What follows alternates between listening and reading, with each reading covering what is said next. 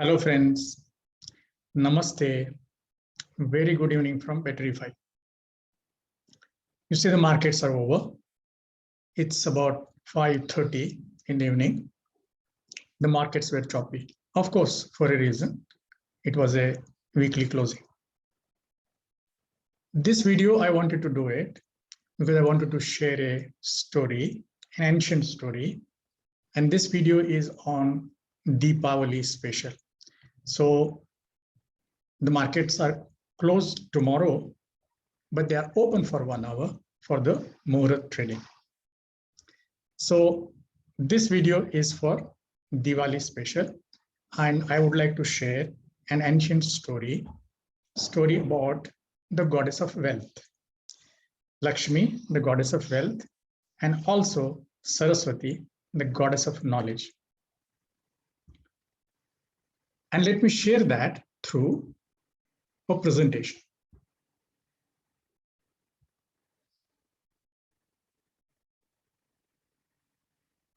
You see, this story is about these two goddesses, and they fought with each other. Like there are normal fights in a family, there are fights between brothers, between friends, and there are fights in a corporate for even sometimes for very petty things. A small cabin, small perk, big cabin, big perks. So in a similar situation, there was a fight between these two goddesses. So I wanted to share with you this ancient story, why there was this fight, what was the reason for this fight, and then Vishnu, how he handled this situation and how he resolved the conflict between goddess Lakshmi and goddess Saraswati. That is the goddess of wealth, money, and the goddess of knowledge. So, but before that, before sharing the story, let me make a small background. You know, we all are living in this cosmos, in this, you call it whatever, the whole existence, which the scientists say that it has come as a big bang, okay? It has come from nothing and then expanding and accelerating, and tomorrow maybe there could be a death to this space-time object called the cosmos. So whatever the stuff that we are living in and doing our things, now this, if you see from the God side, this is God incorporates. So this is a divine organization from the God side, if you see it. So that is how this organization has come into being, this whole cosmos. So Brahma is the creator of this cosmos. Don't get confused between these two things, Brahma and Brahman. Brahma is that four-headed deity, the deity who has got 4 heads and 4 hands, depicted in the Hindu mythology. And those 4 heads, 4 hands represent a 4-dimensional universe, what the scientists are calling our existence, our space-time object, this universe is a 4-dimensional space-time object. So the 3 are the spatial dimensions, and 4th is the time dimension.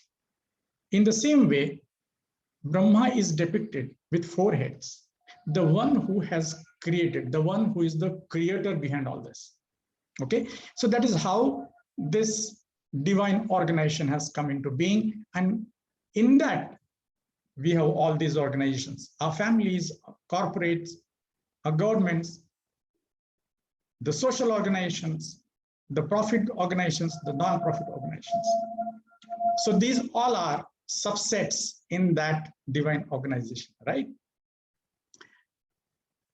And then what Brahma did, so this was the first god. He created this cosmos. So he created this first value, the first principle, and then he handed over this to Vishnu. The role of Vishnu comes when, where, and for what purpose? The role of Vishnu is to sustain that value, right? Whatever the value that is created, it can be creating a product, it can be creating a service, it can be creating a solution. So typically in an organization, let's say it's a manufacturing organization, you have people in the production, they create products. Maybe in an IT organization, you have people who create solutions, they create services, they create processes. So they all, the people who create products, nurture product, are the people who are behind that product. They are like Brahma. So they create that product, right? And there could be an entrepreneur. He creates the entire organization itself. He creates that idea, a value called business, right? And then Brahma hands over this organization. He further enhances the created value and gives it to Vishnu. And what is there in the portfolio of Vishnu, what is there in the function of Vishnu, is sustaining that value. How long that value can sustain. See, for instance, all our products, how long they can sustain, because take, for example, typewriter doesn't exist because the computers have come.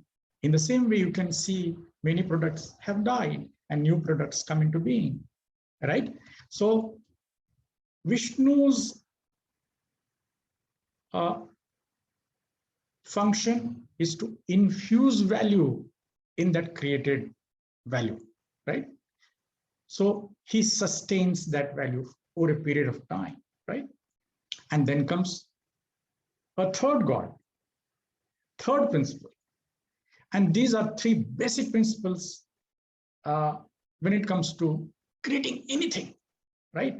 So Shiva comes in, and what is there in the portfolio of Shiva, in the function of Shiva, is transforming that value, right?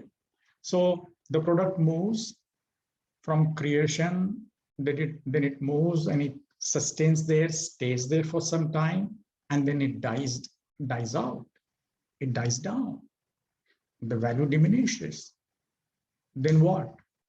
Either a new product has to come in, or the same product has to be transformed so that value is infused. So in engineering parlance, what they call value engineering. So they add value to that product so that it sustains for a longer period of time. You'll be surprised to know there is a technocrat by the name Ray Kurzweil. Ray Kurzweil has got 19 plus PhDs to his credit. You'll be surprised to know. And then he's a technocrat and is a consultant to many organizations, but he's towards this information technology side. And what is the greatness of this person? Whatever the predictions that he made into the information technology space, more than 80% of his predictions have come true.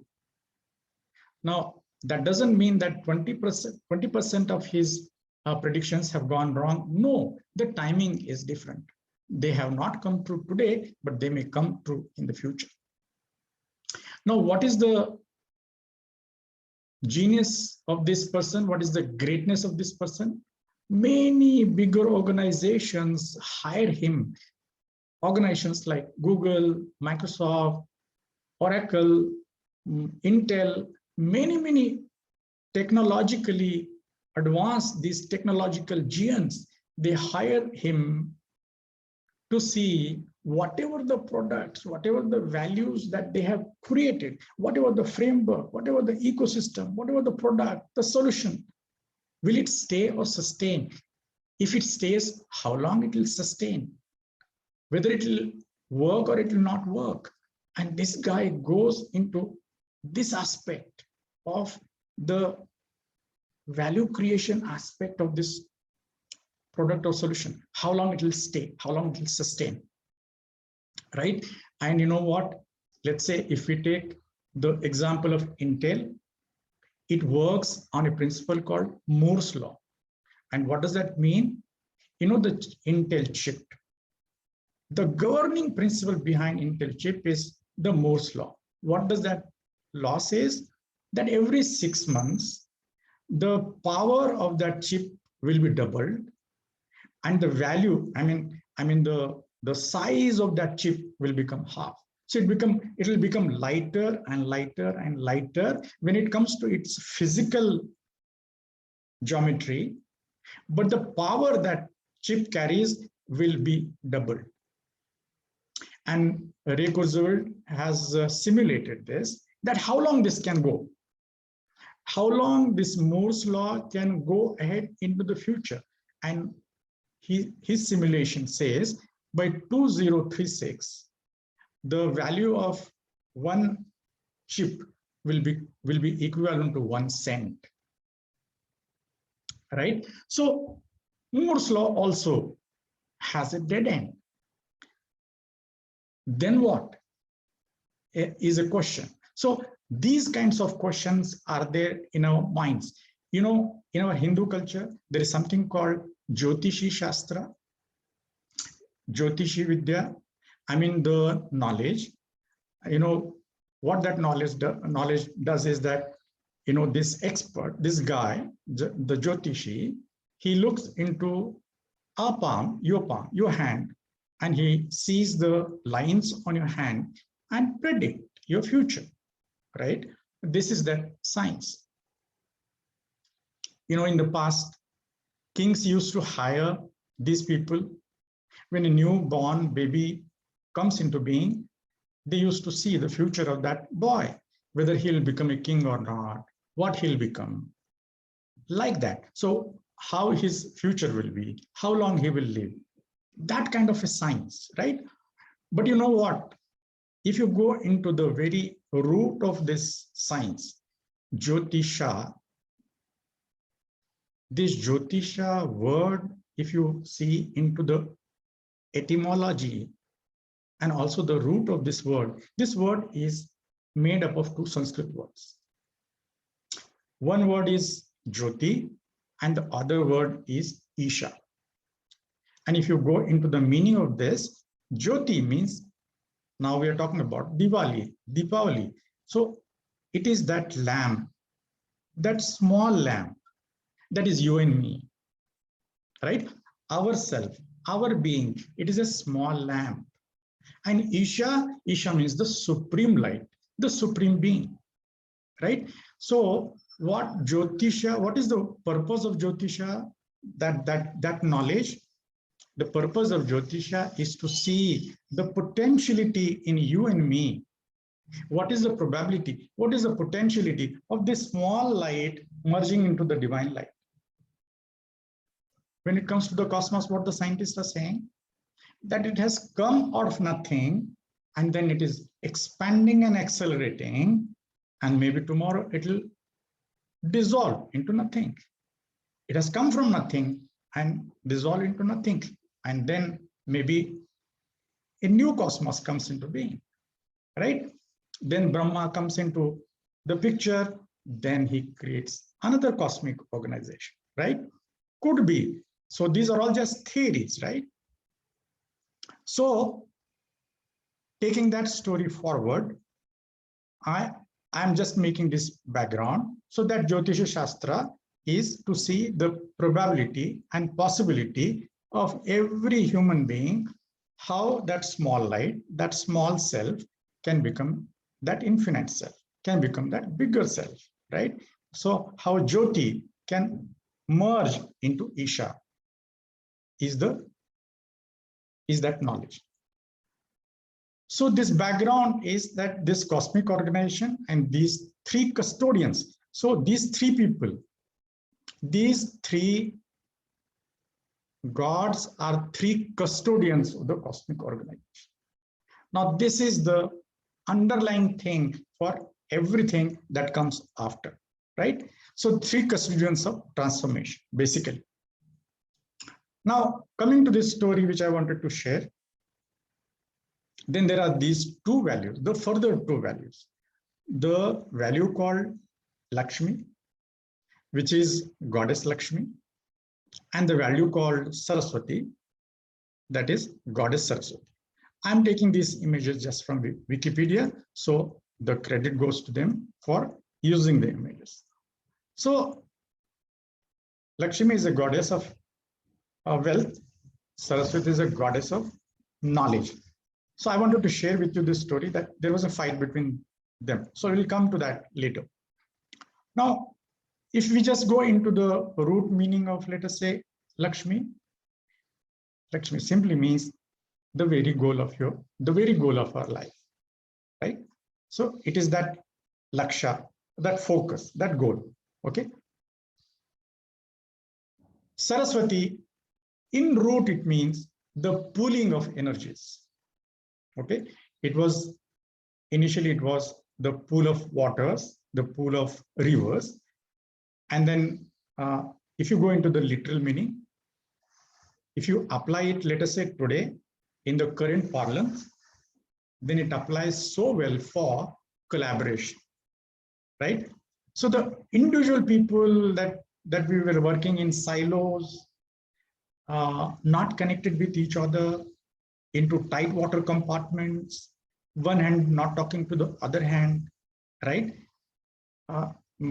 And the conflict, but in the present day world, our geography does not matter. The technology has brought us to a level where we can work from any place in the world and still collaborate and be in sync with each other, right? So what is taking care of all that is the technology behind that, right? So in that cosmic organization, with those three custodians, Brahma, Vishnu, and Shiva, don't get confused with Brahma, the four-headed deity, four-headed God, and Brahman, right?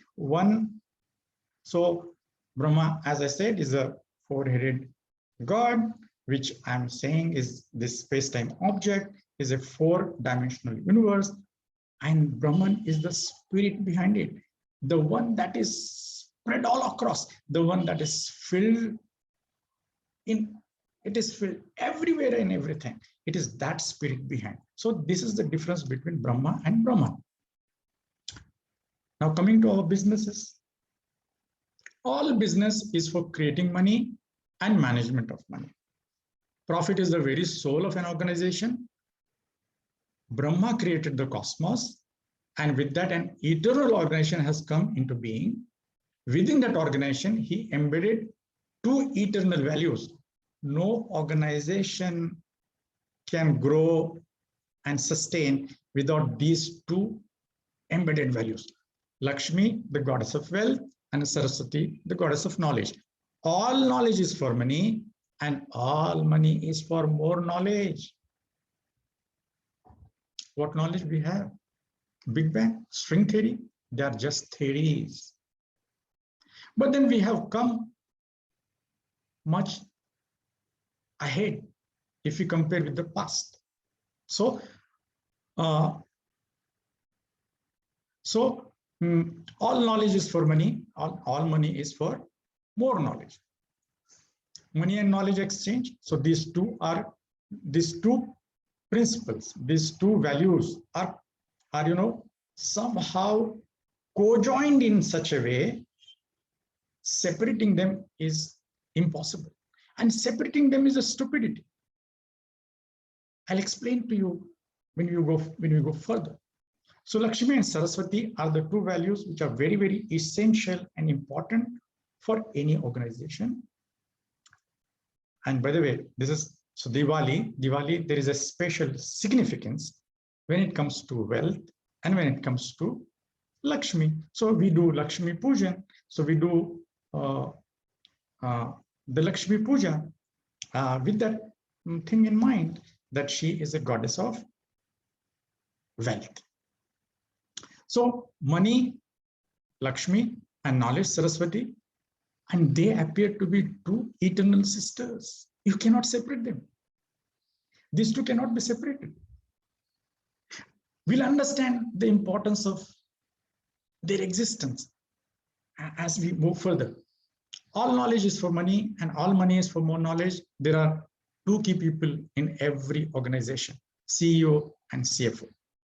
The job of the CEO is to create more and more money, and the job of the CFO is to retain and invest that money. Both require knowledge in their respective functions. See, in an organization, there could be a board and there could be a chairman.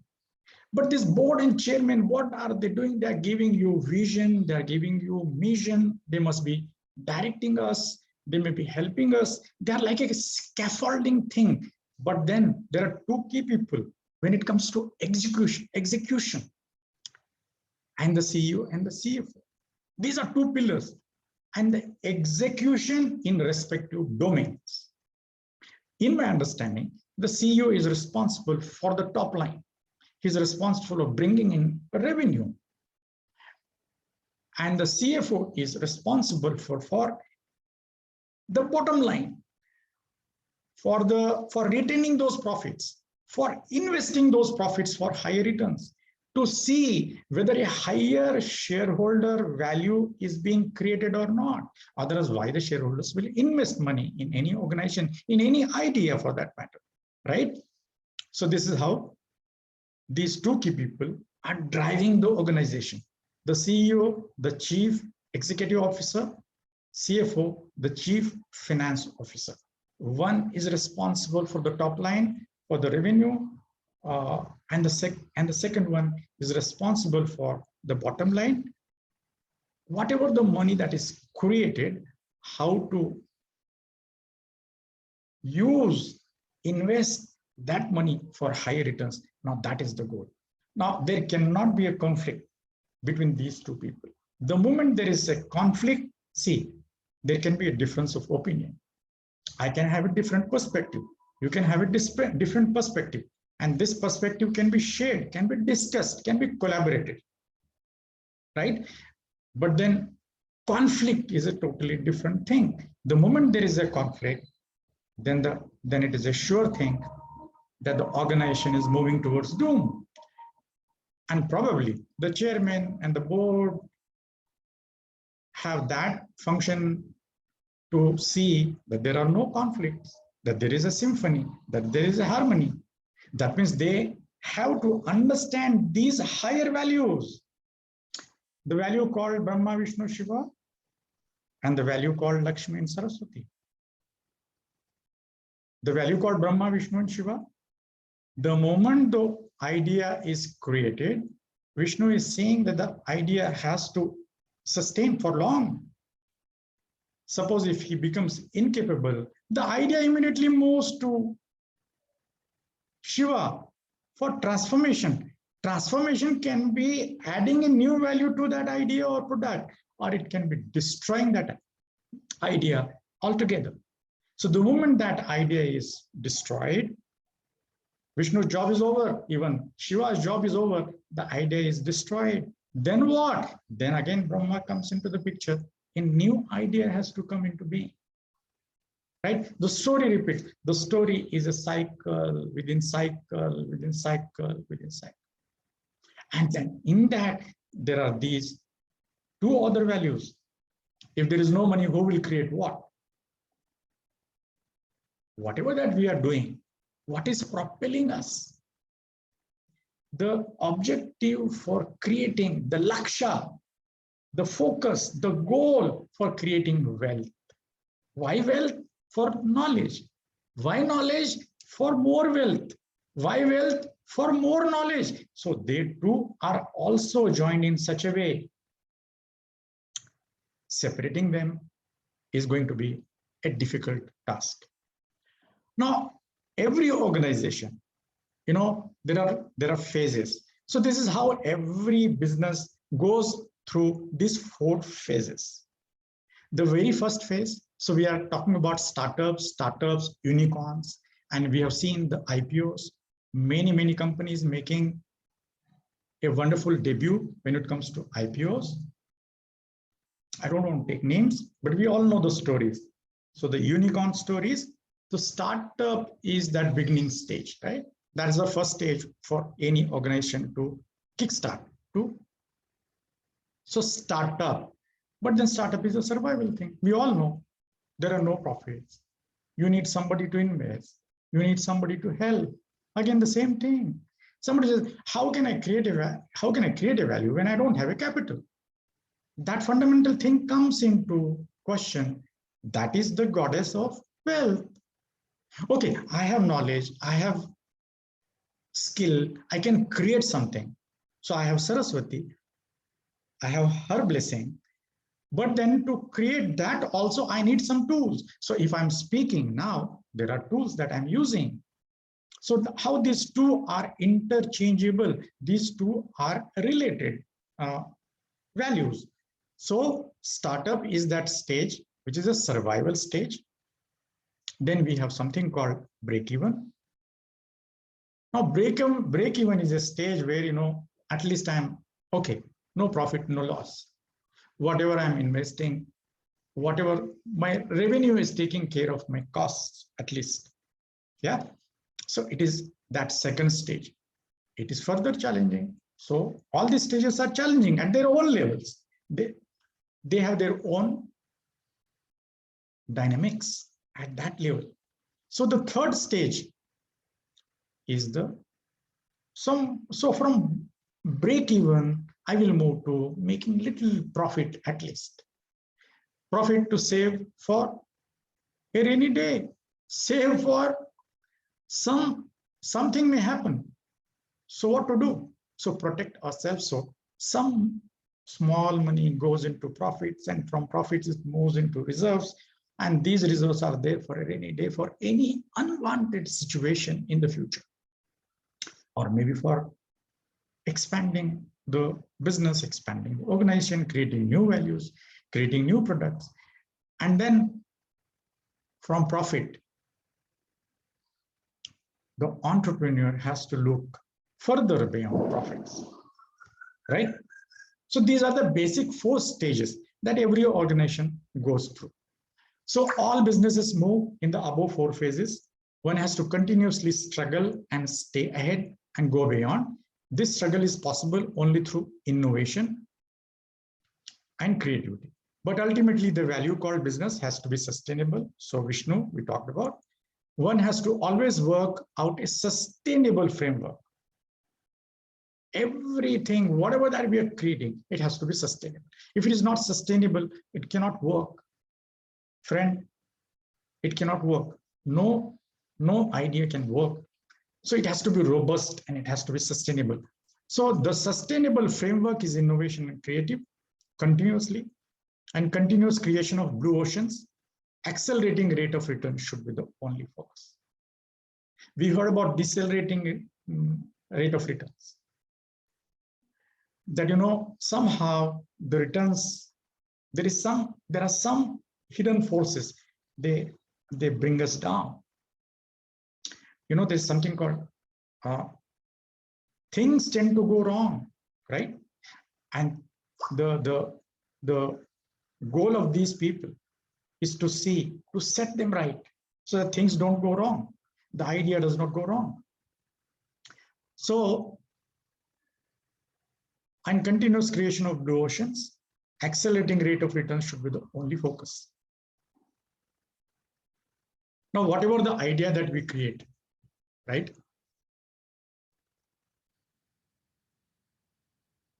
So this has to continuously go on. And this is what we have also learned in management. There's something called blue oceans and red oceans. Yeah.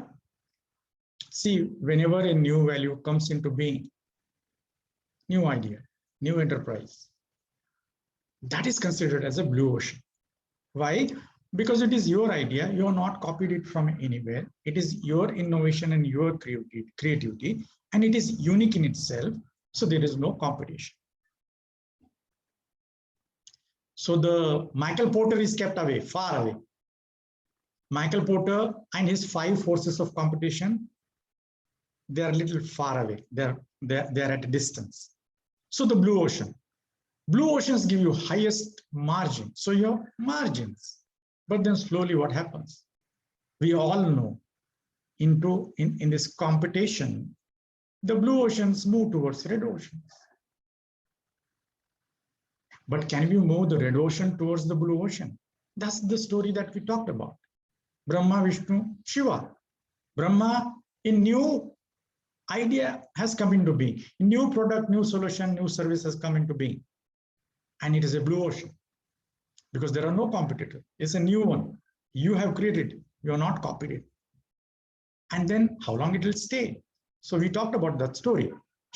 Vishnu has to see how long it can stay and sustain. Then what happens?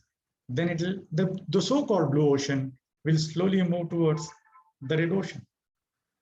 So from Brahma, it is moving to Vishnu, and from Vishnu, it is moving towards Shiva. So it is moving towards the red ocean. Then the value called, if the value is not possible to be enhanced, then that value has to be destroyed. But look, even how new strategies are being adopted. Let's say in a competition, there is a product and it's a threat. The company sometimes buys that product to kill it so that the competition is kept away. So that idea, that new product is being bought, that new company is being bought just to kill it so that it is not a threat to the one who is buying it. So there are even these strategies. And ultimately for what? For the sustainability, for the sustainable framework, for that value to sustain for long. So competing in a red ocean is only a survival strategy. It will not help for long. One has to continuously create blue oceans to stay ahead of competition. This is where the research comes into being. What is it that all this is going on? Well, you know, data science, we have something called ML, we have something called cloud, right? We have something called new technologies coming into being. For what? The same thing. To stay ahead so that the blue ocean remains a blue ocean, that it does not move towards the red ocean. So creating blue oceans looks like an eternal leadership strategy. Now, this is the ancient story that I wanted to talk about. The story between Goddess Lakshmi and Goddess Saraswati. That the fight, that why they fight, and how Vishnu came to their rescue. Let us see this story, a small story, but helpful for us when we are working, wherever we are working, in any organization. This is applicable. This story has a life applicability, whether it is for your life or whether it is for an organization. So Brahma created the cosmic organization and handed over to Vishnu for sustenance and to Shiva for transformation. While inheriting the two values, there is Lakshmi, the goddess of wealth, and Saraswati, goddess of knowledge, these two values. While inheriting these two values started fighting with each other. So Goddess Lakshmi and Goddess Saraswati started fighting. It's a mythology story. Lakshmi started saying that she is greater than Saraswati. All this happens, right? This happens in our families, in corporation, wherever we are working. So there is a fight that I am mightier than you. He says, I am mightier than you. Like that, these kind of scuffle, these kind of small fights are going on. So the fight here was Lakshmi, the goddess of wealth, was saying, I am greater than you. And Saraswati started showing that she is greater than Lakshmi. So each one was saying that she is greater than the other. Lakshmi was needed for growth and prosperity. Obviously, we talked about. So wealth is needed for growth and prosperity. But at the same time, Saraswati is also needed for knowledge and harmony. You see, let me tell you, prosperity, if it is there, and if prosperity is coming with conflict, then that prosperity is of no use. If there is a conflict and if there is a chaos, and if you are fighting wars, but there is prosperity, there is wealth, a lot of wealth is created, but there is a conflict, then for what use, that prosperity is of no use. So peace and prosperity have to go together. This is my view, right? So there was this fight. Each one of us showing.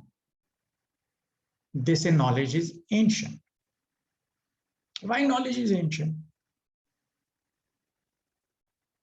See, knowledge is ancient means, let me touch upon a small thing here. Knowledge is like the time value of money. The past knowledge is of no use. I mean, the present knowledge is more valuable than the past knowledge. That's why we have moved to something new.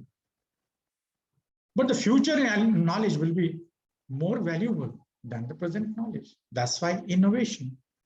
That's why research.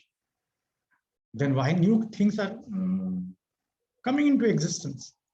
So we want to solve the problems. So in this process of solving our problems, we bring in new knowledge, we bring in new technology. So this so-called knowledge is like this time value of money. So the present knowledge is more valuable than the past knowledge, and the future knowledge is going to be more valuable than the present knowledge, right? But there is something called another knowledge. It is not called knowledge, but wisdom. That wisdom is eternal, right? It is of now. It is not concerned with past or present or future. So these two things are, these two paradigms are totally different. One is of knowledge, that I was talking about peace and prosperity. So the prosperity is coming out of some knowledge. Some knowledge means, let me explain. See, when we go into the, let us say, Rig Veda, the very first verse of Rig Veda talks about Agni. Agni means the fire god.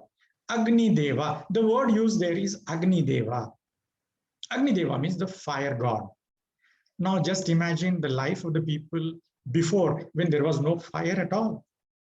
How they must be living. Just think. Just think of their challenges without fire. But somehow, our ancients have made that fire portable. And then what? A new industry came into existence. Are you getting my point?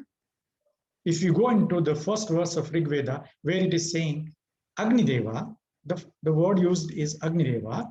So they are even telling that Agni is again a form of God. Obviously, because that's how the civilizations have improved. A new industry has came into being because of the availability of fire. But then what about today? Today we have got these lights. Now the credit goes to Thomas Edison. Suppose if you give me an opportunity to write the Rig Veda, then I will put this light also as some kind of a form of God, and I'll give you the credit to Thomas Edison, right? So compared to fire, this light is far more important. And see, like for example, the Newton's laws of motions. What happened? A new industry on mechanics has come into being. Then we flourished. And after, let's say, light, a further new industry has come into being. And in the present thing, when we are talking about, let us say, quantum science, then quantum objects have come into being. We have further progressed.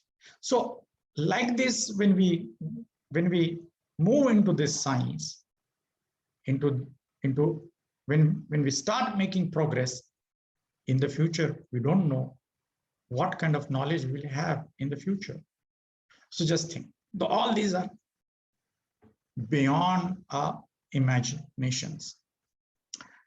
So Vishnu could retain both of them. So this fight, Vishnu had to play a very diplomatic role, like the role that a chairman plays probably. or a father plays in the house, or probably a mother plays in the house, or probably an elder brother plays in the house, right? So the Vishnu could retain both of them, saying that with knowledge one can read and write. Fine, you are important. But without money, one cannot buy the tools of knowledge like books and pen required to gain that knowledge. So what he did, he could somehow strategically, diplomatically bring in this truce between them. This is just a story, but meaningful. So he brought this truce. So when there are conflicts in the organization, we have to sit across the table and discuss. So when there are conflicts in the house, we have to sit and discuss and debate and dissolve. You know, in one of the MNCs that I was working with, there was a concept called melting. So whenever there used to be some kind of difference or conflict in a department, then the department's people will go and go in a hotel, do a party, and then discuss. And the concept was called melting. Melting means all the conflicts are diffused, and then you draw the minutes of the meeting. Sorry, the minutes of the meeting, that how these conflicts have come to an end and how we are going to move forward. The same way, interdepartmental, interorganizational. Today, let us say we are only one civilization. Maybe tomorrow, if we have intergalactic civilization, then what about intergalactic relations? Probably there could be wars. How? So basically the conflict resolution system in place. So Vishnu played that role. So Vishnu could retain both of them, saying that with knowledge one can read and write, but without money one cannot buy the tools of knowledge like books and pen required to gain that knowledge. As I said, money, all money is for knowledge, and all knowledge is for more money, and all that more money is for more knowledge. So you can't separate these two values. So Lakshmi and Saraswati are going to stay forever as long as we stay. So these are two, what I call them, eternal sisters. So these two eternal sisters are going to stay for all our lives. And what we have to see is how best we can use these two values for the sustainability. So I think it has come to an end. The story ends here. So this I did it for keeping Diwali in mind. So Diya is basically that light. So we all are like small lights. And then we are subsets of that divine light, the supreme light.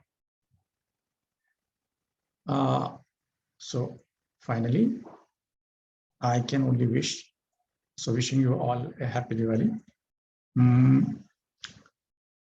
The wish is, let your life, let your life be filled with love, light, and laughter. That's it. Thank you so much for listening. I'll again meet with some other story. Thank you so much.